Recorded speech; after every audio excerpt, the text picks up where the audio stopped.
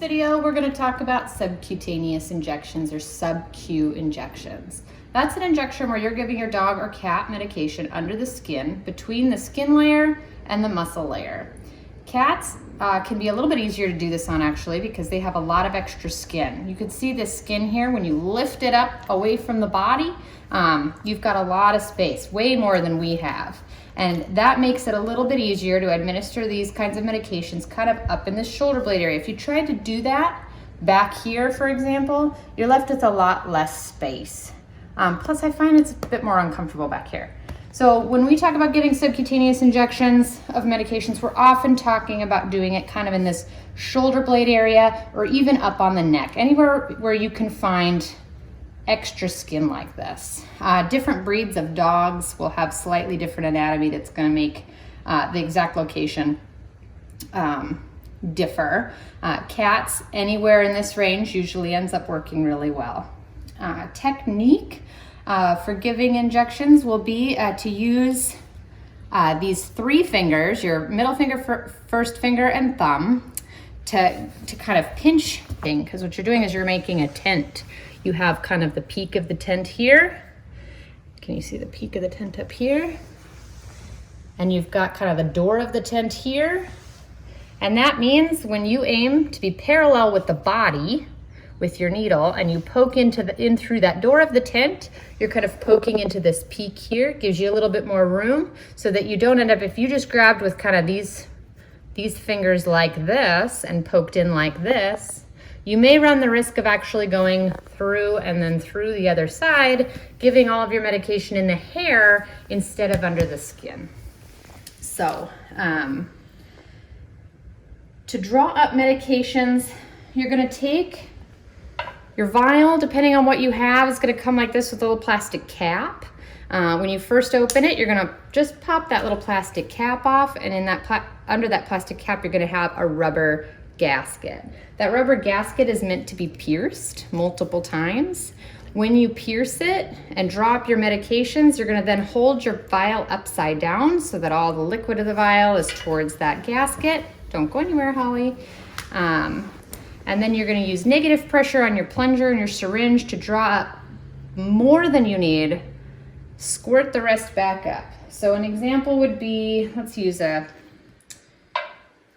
gonna use a pretty big syringe here. This is a 3 milliliter syringe. The size of your syringe is gonna depend on the type of medication and your dose. This is a 3 milliliter syringe because when it is full, you're giving 3 milliliters. And each tick mark is for 1/10 of a milliliter with bolder lines at the halfway points. Make sure you're aware of what you're giving, if you're giving more than a 1 milliliter amount or less than 1 milliliter amount. Oftentimes, if you're giving less than a milliliter, you're gonna be given a smaller syringe where the 1 milliliter line is way down at the bottom. The diameter of the barrel will be a lot smaller, so you need to make sure you know what you're giving. Let's say in this case, we're giving 1.6 milliliters. We're gonna take our needle here. Once you take the cap off, you're gonna wanna keep that needle clean by not allowing it to touch you or the floor or the table. You're going to poke through that rubber diaphragm. Do you see the tip of the needle in there?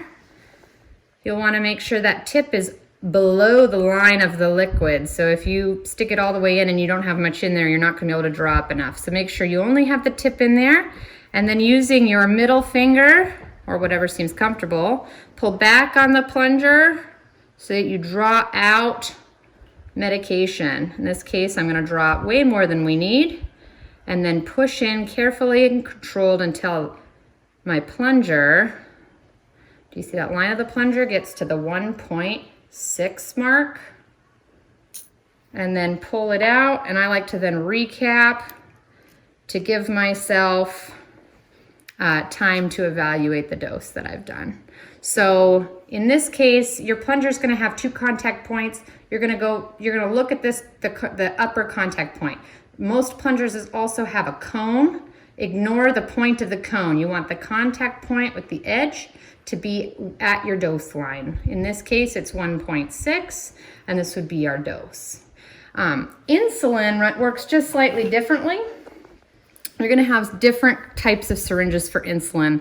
The most important part with that is that you know that these are not, the numbers on an insulin syringe are not for milliliters, but for units.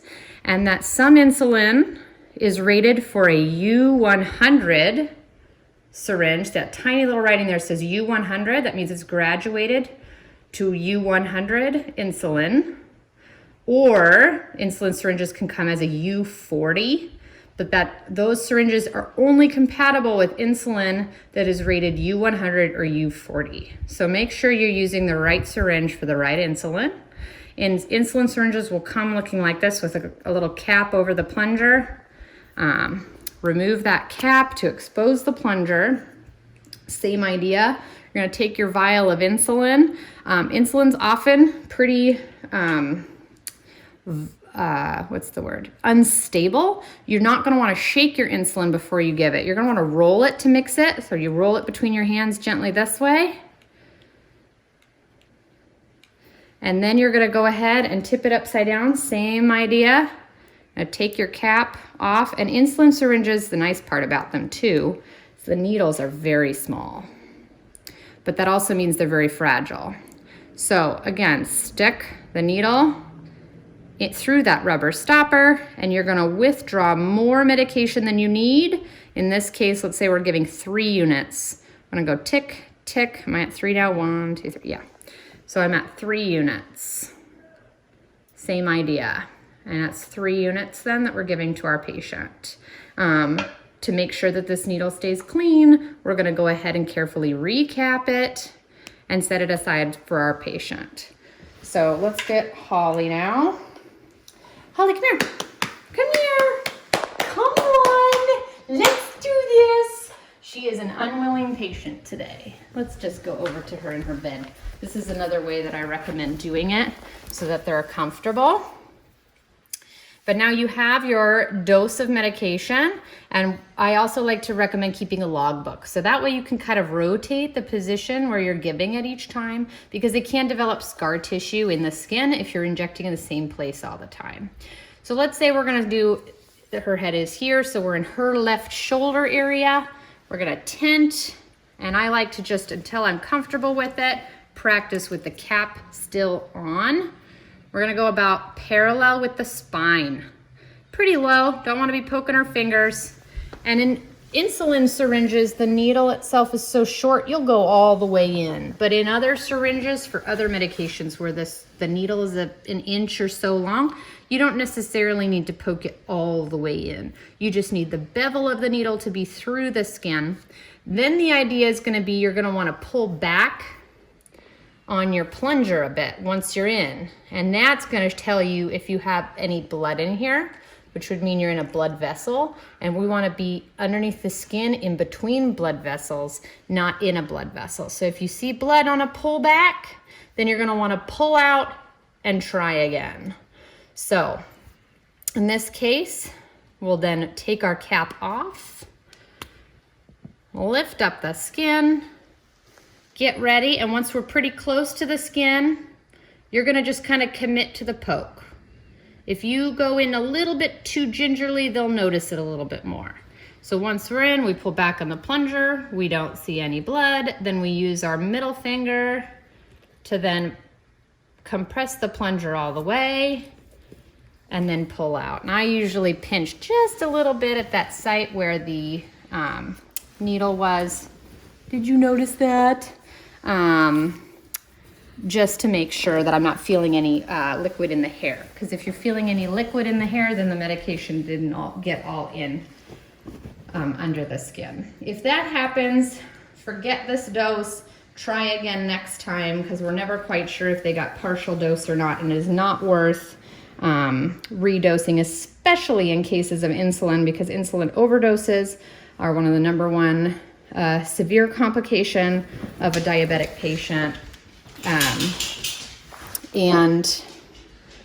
Other than that, use a clean needle every time. So if you're, this is a insulin syringe is a single use syringe. In the cases of any other type of injection, you're going to use a whole new needle and a whole new syringe every time. Use a sharps container to dispose of the needles, and then bring that back to your vet clinic for disposal when the sharps container's full. And store all medications based on how the vet has prescribed it. Most insulin needs to be kept in the fridge in between uses. Other medications like Adequan do not. They're fine at room temperature.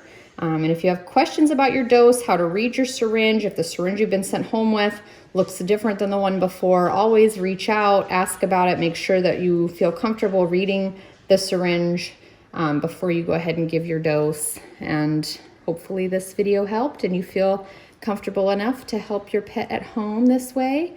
And let us know if you have any questions.